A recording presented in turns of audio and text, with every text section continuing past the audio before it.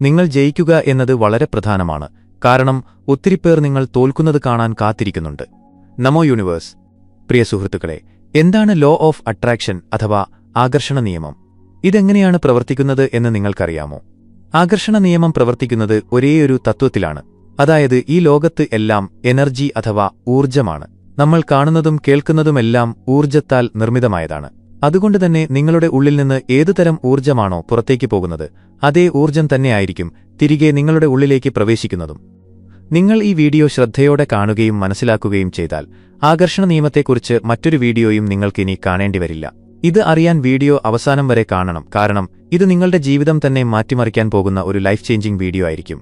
നിങ്ങളുടെ വിജയത്തിനും ആഗ്രഹങ്ങൾക്കും ഇടയിൽ വരുന്ന എല്ലാ തടസ്സങ്ങളിൽ നിന്നും മോചനം നേടാൻ ഈ വീഡിയോ നിങ്ങളെ സഹായിക്കും. വീഡിയോ അല്പം വലുതാണെങ്കിലും ഇത് കണ്ടുകഴിയുമ്പോൾ നിങ്ങളുടെ എല്ലാ പ്രശ്നങ്ങൾക്കും പരിഹാരം ലഭിക്കുമെന്ന് ഞാൻ 101% ഉറപ്പു നൽകുന്നു. ഒട്ടും വൈകാതെ നമുക്ക് വീഡിയോയിലേക്ക് കടക്കാം. സുഹൃത്തുക്കളെ, നിങ്ങളുടെ സ്വന്തം നേട്ടത്തിനായി ആകർഷണ നിയമം ഉപയോഗിക്കുന്ന കലയിൽ നിങ്ങൾ വൈദഗ്ധ്യം നേടിക്കഴിഞ്ഞാൽ ലോകത്തെ കാണുന്ന നിങ്ങളുടെ കാഴ്ചപ്പാട് തന്നെ മാറാൻ തുടങ്ങും. ആകർഷണ നിയമം അനുസരിച്ച് നിങ്ങളുടെ ചിന്തകളിൽ ചില മാറ്റങ്ങൾ വരുത്തിയും നിങ്ങളുടെ കർമ്മങ്ങളുടെ ശൈലി മാറ്റിയും നിങ്ങൾ ആഗ്രഹിക്കുന്നതെന്തും നിങ്ങളുടെ ജീവിതത്തിലേക്ക് ആകർഷിക്കാനും നേടിയെടുക്കാനും നിങ്ങൾക്ക് സാധിക്കും. ഇതെങ്ങനെ സംഭവിക്കും? ഇതൊരു മാജിക്കാണോ എന്നൊക്കെ നിങ്ങൾ ചിന്തിക്കുന്നുണ്ടാകും. ഇത്തരം പല ചിന്തകളും ചോദ്യങ്ങളും നിങ്ങളുടെ മനസ്സിനെ അലട്ടുന്നുണ്ടാകാം. ആകർഷണ നിയമം പറയുന്നത്, നമ്മൾ ഒരു കാര്യത്തെ പൂർണ്ണമായ ആത്മാർത്ഥതയോടെ ആഗ്രഹിക്കുകയോ ശ്രമിക്കുകയോ ചെയ്താൽ ആ കാര്യം നമുക്ക് ലഭിക്കുക തന്നെ ചെയ്യും എന്നതാണ്. ഒരുപക്ഷേ മുമ്പ് നിങ്ങൾ ഇത് അനുഭവിച്ചിട്ടുണ്ടാകാം, എന്നാൽ അറിവില്ലായ്മ കാരണം അതൊരു യാദൃച്ഛികതയാണെന്ന് കരുതി നിങ്ങൾ തള്ളിക്കളഞ്ഞിട്ടുണ്ടാകും. എന്നാൽ അതങ്ങനെയല്ല. നമ്മൾ സത്യസന്ധമായ മനസ്സോടെ നമ്മുടെ ആഗ്രഹം പ്രകടിപ്പിക്കുമ്പോൾ നമ്മുടെ ചുറ്റുമുള്ള അന്തരീക്ഷത്തിൽ പോസിറ്റീവ് എനർജി വ്യാപിക്കുന്നു. അതിന്റെ ഫലം എത്രത്തോളം തീവ്രമാണെന്നാൽ നിങ്ങളുടെ ആഗ്രഹങ്ങൾ സാക്ഷാത്കരിക്കപ്പെടാൻ തുടങ്ങും. ഇനി ഈ നിയമം എങ്ങനെ പ്രവർത്തിക്കുന്നു എന്നത് നിങ്ങൾ അറിഞ്ഞിരിക്കേണ്ടത് വളരെ പ്രധാനമാണ്. ആകർഷണ നിയമത്തെ സാധൂകരിക്കുന്ന നൂറുകണക്കിന് ലേഖനങ്ങൾ നിലവിലുണ്ട്. ഇത് വെറുമൊരു മിഥ്യയല്ല എന്ന് അവ തെളിയിക്കുന്നു. എന്നിരുന്നാലും ആളുകൾക്ക് ഈ നിയമത്തെക്കുറിച്ച് മുൻപ് അത്ര അറിവില്ലായിരുന്നു. കുറച്ചു വർഷങ്ങൾക്ക് മുൻപ് റോണ്ട ബേൺ എഴുതിയ ദ സീക്രട്ട് എന്ന പുസ്തകം ലോകത്തിൽ ഏറ്റവും കൂടുതൽ വിറ്റഴിക്കപ്പെട്ട പുസ്തകമായി മാറി. ഈ പുസ്തകം പൂർണ്ണമായും ആകർഷണ നിയമത്തെ അടിസ്ഥാനമാക്കിയുള്ളതാണ്. ഇന്ന് ആകർഷണ നിയമത്തെക്കുറിച്ച് പലതരം ഗവേഷണങ്ങൾ നടക്കുന്നുണ്ടെങ്കിലും നിർഭാഗ്യവശാൽ ഈ നിയമം പരോക്ഷമായാണ് പ്രവർത്തിക്കുന്നത്. ആകർഷണ നിയമത്തിലൂടെ എങ്ങനെ നിങ്ങളുടെ ജീവിതം മെച്ചപ്പെടുത്താമെന്നും സന്തോഷം കൊണ്ടുവരാമെന്നും ഇന്ന് ഞാൻ നിങ്ങൾക്ക് പറഞ്ഞുതരാം. നമ്മുടെ ജീവിതത്തിൽ നമുക്ക് വേണ്ട കാര്യങ്ങളെ ആകർഷിക്കാനുള്ള കഴിവ് നമുക്ക് മുൻപേ തന്നെയുണ്ട് എന്ന് ഈ നിയമം പറയുന്നു. എന്നാൽ ജീവിതത്തിലെ പല ഘട്ടങ്ങളിലും ലഭിക്കുന്ന നെഗറ്റീവ് സാഹചര്യങ്ങളും നിരാശാജനകമായ സന്ദേശങ്ങളുമുണ്ടെങ്കിലും നിങ്ങളുടെ തലച്ചോറും വിശ്വാസവും നിങ്ങളുടെ ലക്ഷ്യങ്ങൾ പൂർത്തീകരിക്കാൻ അനുവദിക്കുന്ന തരത്തിൽ ശക്തമാണ്. പോസിറ്റിവിറ്റിയുടെ സ്വാധീനത്തെക്കുറിച്ച് അതിന് നന്നായി അറിയാം. നിങ്ങൾ നിങ്ങളുടെ ചിന്തകളിൽ പോസിറ്റിവിറ്റി കൊണ്ടുവരുമ്പോൾ ആകർഷണ നിയമം കൂടുതൽ ശക്തിയോടെ പ്രവർത്തിക്കും. നിങ്ങൾക്ക് പൂർണ്ണ സംതൃപ്തി നൽകുന്ന ചിന്തകൾക്ക് നിങ്ങൾ കൂടുതൽ സമയം നൽകണം. നിങ്ങളുടെ സ്വപ്നങ്ങളെ കൂടുതൽ ഫലപ്രദമായി കാണുമ്പോൾ അവ സാക്ഷാത്കരിക്കാനുള്ള സാധ്യത നിങ്ങൾ തന്നെ ബോധപൂർവം വർദ്ധിപ്പിക്കുകയാണ് ചെയ്യുന്നത്. നിങ്ങളുടെ ഭാവിയെക്കുറിച്ചുള്ള നിങ്ങളുടെ കാഴ്ചപ്പാടും ചിന്തകളും കൂടുതൽ ലക്ഷ്യബോധമുള്ളതും ശുഭാപ്തിവിശ്വാസം നിറഞ്ഞതുമാക്കുക. ഇത്രയും ചെറിയൊരു കാര്യം ചെയ്താൽ തന്നെ അത് നിങ്ങളെ വലിയ വിജയത്തിലേക്ക് നയിക്കും. നിങ്ങളുടെ ഭൂരിഭാഗം സമയവും പോസിറ്റീവ് ചിന്തകൾക്കായി മാറ്റിവെച്ചാൽ മതി. അപ്പോൾ നിങ്ങളുടെ എനർജി വർദ്ധിക്കുകയും വിജയസാധ്യത പല മടങ്ങ് കൂടുകയും ചെയ്യും. പലപ്പോഴും ആളുകൾ തങ്ങൾക്ക് അർഹമായ ഫലം ലഭിക്കുന്നില്ല എന്ന് ചിന്തിക്കാൻ തുടങ്ങാറുണ്ട്. ഇതിനു പിന്നിൽ പല കാരണങ്ങളുണ്ടാകാം. ആകർഷണ നിയമത്തിലെ വിദഗ്ധർ പറയുന്നത് നിങ്ങളുടെ ചിന്തകളിൽ നിങ്ങളുടെ വിശ്വാസം കൂടി അടങ്ങിയിരിക്കണമെന്നാണ്. എപ്പോഴും നിങ്ങളെ വിജയത്തിന് അടുത്തു നിൽക്കുന്നതായി കാണുക. ലക്ഷ്യങ്ങൾ നേടുന്നതിനായി നിങ്ങൾക്ക് അവ എളുപ്പത്തിൽ നേടാനാകും എന്ന തോന്നൽ പലപ്പോഴും ഉണ്ടാകണം. നിങ്ങളുടെ വിജയം വളരെ അടുത്തെത്തിയതായി നിങ്ങൾക്ക് തോന്നണം. എന്നാൽ നിർഭാഗ്യവശാൽ നിങ്ങളുടെ ഈ മാനസികാവസ്ഥ കുറച്ച് നിമിഷത്തേക്ക് മാത്രമേ നിൽക്കൂ. അതിനുശേഷം നിങ്ങൾക്ക് നിരാശ അനുഭവപ്പെടാൻ തുടങ്ങും. നിങ്ങൾക്ക് സംശയം തോന്നും.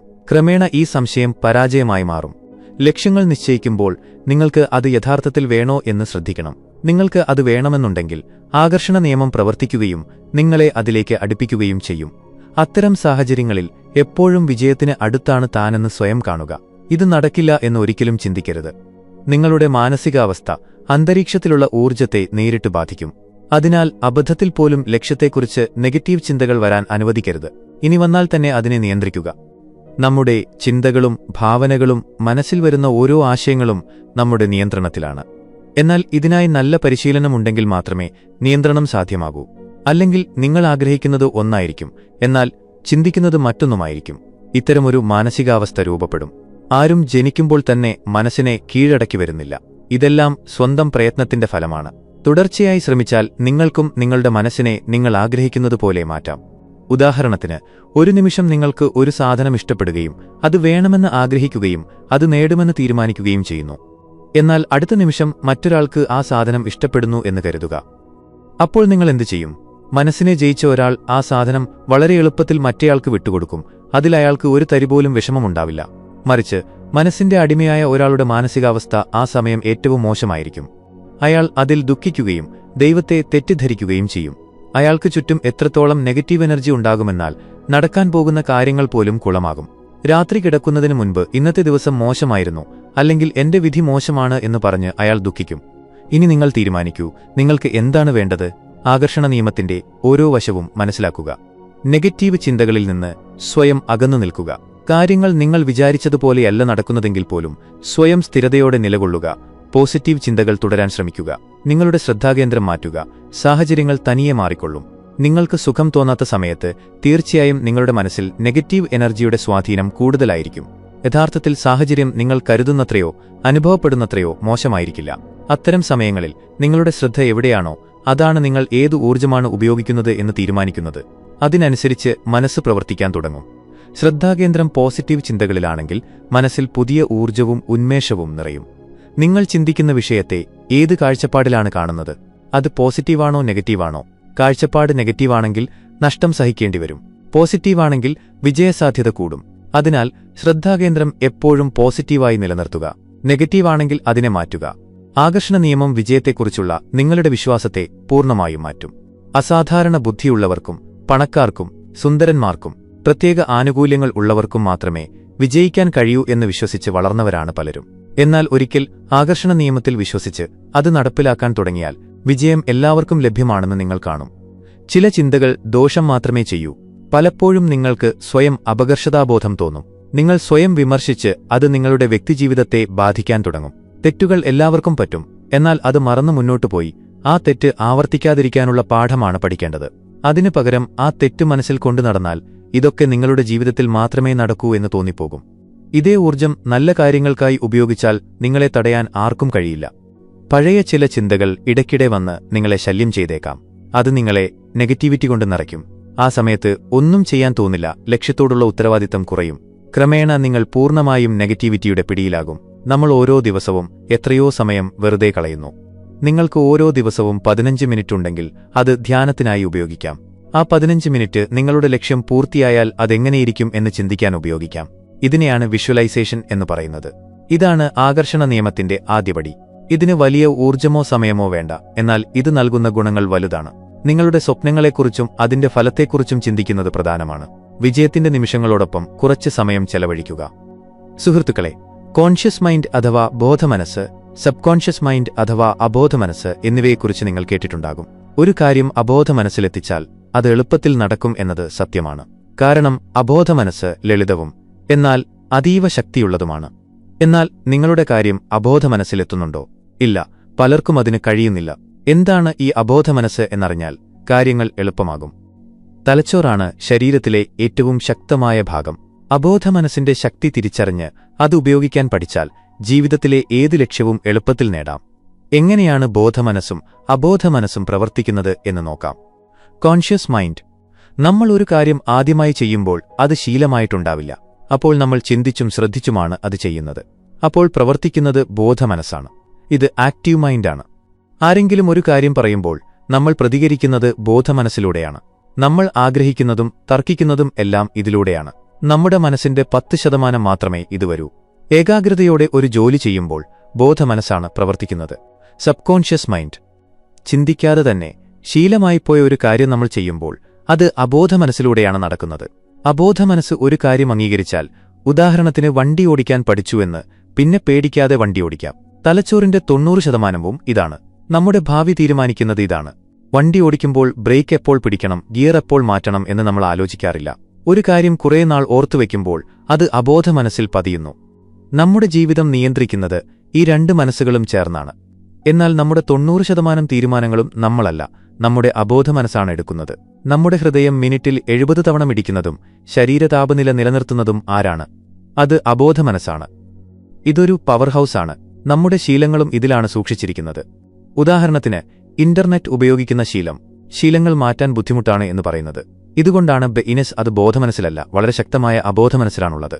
ചെയ്യരുത് എന്നറിയാമെങ്കിലും നമ്മൾ ചില കാര്യങ്ങൾ ചെയ്യുന്നു. കാരണം ബോധമനസ്സിനറിയാം അത് തെറ്റാണെന്ന്, പക്ഷേ അബോധമനസ്സിനറിയില്ല. അബോധമനസ്സ് യുക്തി നോക്കില്ല, തർക്കിക്കില്ല. നമ്മൾ വിശ്വസിക്കുന്നത് അത് പ്രവർത്തിക്കും. ഇതൊരു മണ്ണ് പോലെയാണ്. വിത്ത് നല്ലതായാലും ചീത്തയായാലും അത് സ്വീകരിക്കും. ഒരു നുണയാണെങ്കിൽ കൂടി നിങ്ങൾ അത് സത്യമാണെന്ന് ബോധപൂർവം വിശ്വസിച്ചാൽ അബോധമനസ്സ് അത് സത്യമായി കണ്ട് പ്രവർത്തിക്കാൻ തുടങ്ങും. അബോധമനസ്സിൽ ഒരു കാര്യം പതിഞ്ഞാൽ അത് യാഥാർത്ഥ്യമാകുന്നത് ആർക്കും തടയാനാവില്ല. അബോധമനസ്സിലേക്ക് ഒരു നിർദ്ദേശം പോയാൽ അത് ശരിയാണോ തെറ്റാണോ എന്നത് ചിന്തിക്കില്ല, അത് നടപ്പിലാക്കാൻ തുടങ്ങും. ഇതിന്റെ ശക്തി അപാരമാണ്. ഇതിനെ ഉപയോഗിക്കാൻ പഠിച്ചാൽ നിങ്ങൾക്ക് ജീവിതത്തിൽ ഏത് ഉയരവും കീഴടക്കാം. അബോധമനസ്സിലേക്ക് കാര്യങ്ങൾ എത്തിക്കാൻ പല വഴികളുണ്ട്. അതിൽ ഏറ്റവും നല്ലത് അഫർമേഷനാണ്. ഒരു കാര്യം നമ്മൾ കേൾക്കുമ്പോൾ ആദ്യം ബോധമനസ്സിലാണ് എത്തുന്നത്. അത് അബോധമനസ്സിലേക്ക് വിടണോ എന്ന് ബോധമനസ്സ് തീരുമാനിക്കും. ഉദാഹരണത്തിന്, ഒരു ഭ്രാന്തൻ നിങ്ങളോട് നീ ഒന്നിനും കൊള്ളില്ല എന്ന് പറഞ്ഞാൽ നിങ്ങൾ കാര്യമാക്കില്ല. കാരണം അയാൾക്ക് ഭ്രാന്താണെന്ന് നിങ്ങൾക്കറിയാം. എന്നാൽ നിങ്ങൾ ബഹുമാനിക്കുന്ന ഒരു ടീച്ചർ ദേഷ്യത്തിൽ അത് പറഞ്ഞാൽ നിങ്ങളത് കാര്യമായി എടുക്കും. കാരണം ടീച്ചർ പറഞ്ഞതിൽ കാര്യമുണ്ടാകും എന്ന് നിങ്ങളുടെ ബോധമനസ്സ് വിശ്വസിക്കുകയും അത് അബോധമനസ്സിലേക്ക് അയക്കുകയും ചെയ്യും. അത് പോസിറ്റീവാണോ നെഗറ്റീവാണോ എന്ന് നോക്കില്ല, വെറുതെ അയക്കും. അതുകൊണ്ടാണ് നെഗറ്റീവ് അന്തരീക്ഷത്തിൽ നിൽക്കുന്നവർക്ക് മുന്നേറാൻ കഴിയാത്തത്. പോസിറ്റീവ് കാര്യങ്ങൾക്കും ഇത് ബാധകമാണ്. വലിയൊരാൾ നിങ്ങളെ അഭിനന്ദിച്ചാൽ നിങ്ങൾക്ക് സന്തോഷം തോന്നും. പോസിറ്റീവ് കാര്യങ്ങൾ കേൾക്കുന്നവരും വായിക്കുന്നവരും ജീവിതത്തിൽ വിജയിക്കുന്നത് ആ കാര്യങ്ങൾ അവരുടെ അബോധമനസ്സിലെത്തിയതുകൊണ്ടാണ്. ഒരു കാര്യം ബോധമനസ്സിൽ വീണ്ടും വീണ്ടും അടിച്ചാൽ അത് അബോധമനസ്സിലേക്ക് പോകും. അതുകൊണ്ടാണ് എപ്പോഴും നല്ലത് ചിന്തിക്കണം എന്ന് പറയുന്നത്. നിങ്ങൾ എന്ത് ചിന്തിക്കുന്നുവോ അത് നിങ്ങൾക്ക് സംഭവിക്കും. അബോധമനസ്സിൽ എങ്ങനെ പ്രവേശിക്കാം? നിങ്ങൾക്ക് ഇച്ഛാശക്തിയും ആത്മവിശ്വാസവും പോസിറ്റീവ് ചിന്തയുമുണ്ടെങ്കിൽ അബോധമനസ്സിന്റെ ശക്തി ഉപയോഗിച്ച് എന്തും നേടാം. അബോധമനസ്സിലേക്ക് നിർദ്ദേശങ്ങൾ നൽകുക, പക്ഷേ അത് അഭിനയമാകരുത്. സത്യമായിട്ടും ആജ്ഞാപിക്കുക. തുടക്കത്തിൽ ചെറിയ കാര്യങ്ങൾ പരീക്ഷിക്കുക. ഉദാഹരണത്തിന്, രാവിലെ നേരത്തെ എഴുന്നേൽക്കുക. രാത്രി അലാറം വയ്ക്കുന്നതിനൊപ്പം എനിക്ക് രാവിലെ 5 മണിക്ക് എഴുന്നേൽക്കണം എന്ന് അബോധമനസ്സിനോട് ഉറപ്പിച്ചു പറയുക. അലാറത്തിനു മുൻപേ നിങ്ങൾ ഉണർന്നാൽ നിങ്ങളുടെ സന്ദേശം അബോധമനസ്സിലെത്തി എന്ന് മനസ്സിലാക്കാം. ഇത് പതുക്കെ ശീലിക്കുക. രണ്ടാമത്തെ വഴി മെഡിറ്റേഷൻ അഥവാ ധ്യാനമാണ്. ദിവസവും ധ്യാനിച്ചാൽ അബോധമനസ്സ് കൂടുതൽ ശക്തമാകും. ധ്യാനത്തിലൂടെ മനസ്സിനെ ശാന്തമാക്കി അബോധമനസ്സിലേക്ക് എത്താം. അബോധമനസ്സിന്റെ ശക്തിയെ എങ്ങനെ അംഗീകരിക്കാം? അബോധമനസ്സിനെ പ്രോഗ്രാം ചെയ്യാൻ അതിൽ വിശ്വസിക്കേണ്ടത് അത്യാവശ്യമാണ്. ഇതൊന്നും നടക്കില്ല എന്ന് കരുതിയാൽ മാറ്റം അസാധ്യമാണ്. അബോധമനസ്സെന്നൊന്നുണ്ടെന്നും അത് എന്നിൽ മാറ്റം വരുത്തുമെന്നും വിശ്വസിക്കുക. അതിനെ ഒരു സുഹൃത്തിനെപ്പോലെ കണ്ട് നിങ്ങളുടെ ആഗ്രഹങ്ങൾ പങ്കുവയ്ക്കുക. നെഗറ്റിവിറ്റിയിൽ നിന്ന് അകന്നു നിൽക്കുക. അബോധമനസ്സ് പഴയ അനുഭവങ്ങളുടെ വെളിച്ചത്തിലാണ് പ്രവർത്തിക്കുന്നത്. അതുകൊണ്ട് പോസിറ്റീവ് കാര്യങ്ങൾ നിരന്തരം നൽകി അതിനെ മാറ്റിയെടുക്കുക. അപ്പോൾ നിങ്ങൾ ആഗ്രഹിക്കുന്ന കാര്യങ്ങൾ ജീവിതത്തിൽ നടക്കാൻ തുടങ്ങും. വിശ്വാസമാണെല്ലാം. നിങ്ങൾക്ക് വിശ്വസിക്കാൻ കഴിയുമെങ്കിൽ എന്തും സാധ്യമാണ്. അസാധ്യം എന്നൊരു വാക്കില്ല എന്ന് നെപ്പോളിയൻ വിശ്വസിച്ചിരുന്നു. അതുകൊണ്ട് അദ്ദേഹം യുദ്ധങ്ങൾ ജയിച്ചു.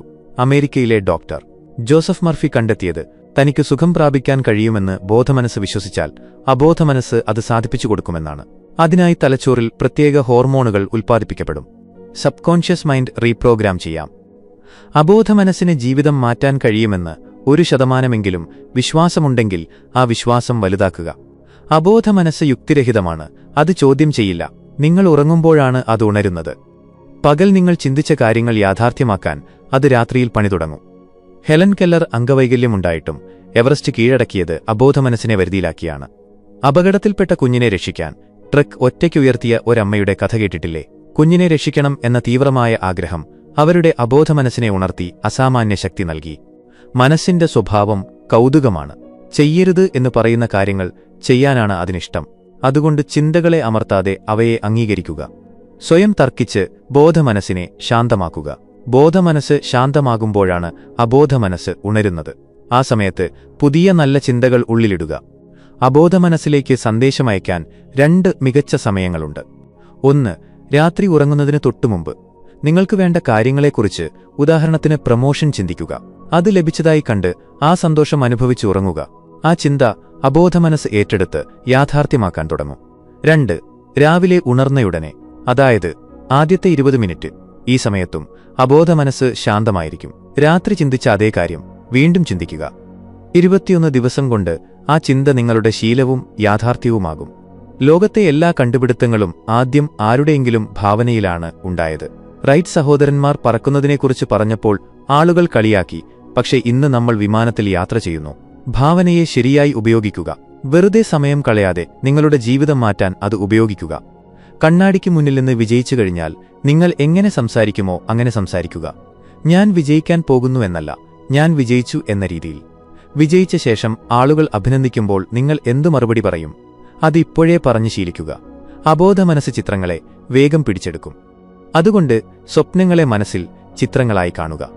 പഴയതും ഇടുങ്ങിയതുമായ ചിന്താഗതികളാണ് പലപ്പോഴും തടസ്സം. മാറ്റങ്ങളെ ഉൾക്കൊള്ളുക. ഗീതയിൽ പറയുന്നതുപോലെ മാറ്റം പ്രപഞ്ച നിയമമാണ്. ധ്യാനം ശീലിക്കുക. അലാവുദ്ദീന്റെ അത്ഭുതവിളക്കിലെ ഭൂതമാണ് നിങ്ങളുടെ അബോധമനസ്സ് എന്നറിഞ്ഞാൽ നിങ്ങൾ വെറുതെയിരിക്കുമോ? ഇല്ലല്ലോ. ദിവസവും 30 മിനിറ്റ് അതിനായി മാറ്റിവെക്കുക. ഭൂതകാലത്തിൽ നിന്ന് പാഠം ഉൾക്കൊണ്ട് മുന്നോട്ടു പോവുക. നിങ്ങളുടെ പുതിയ വ്യക്തിത്വം ഇന്നു മുതൽ ജീവിച്ചു തുടങ്ങുക. അബോധമനസ്സ് പ്രവർത്തിക്കണമെങ്കിൽ നിങ്ങൾക്ക് സംശയമുണ്ടാകാൻ പാടില്ല. ഇത് നടക്കുമോ എന്ന സംശയം വേണ്ട. ഇത് നടക്കുമെന്ന് വിശ്വസിക്കുക.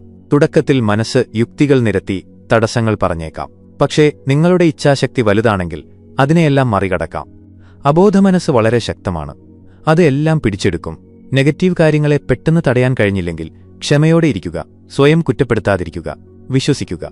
നിങ്ങളുടെ അബോധമനസ്സിന്റെ ശക്തി നിങ്ങളുടെ കയ്യിലാണ്. നിങ്ങളുടെ കഥ തുടങ്ങുന്നതേയുള്ളൂ.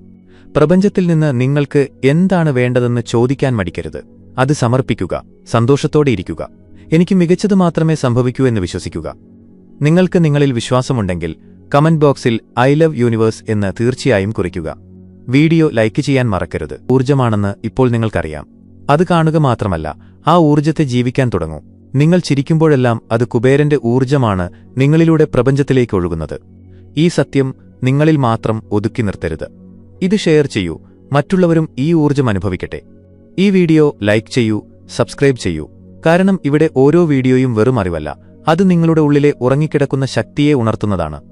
ധനം വെറുമൊരു വസ്തുവല്ല, അതൊരു ബോധമാണ്.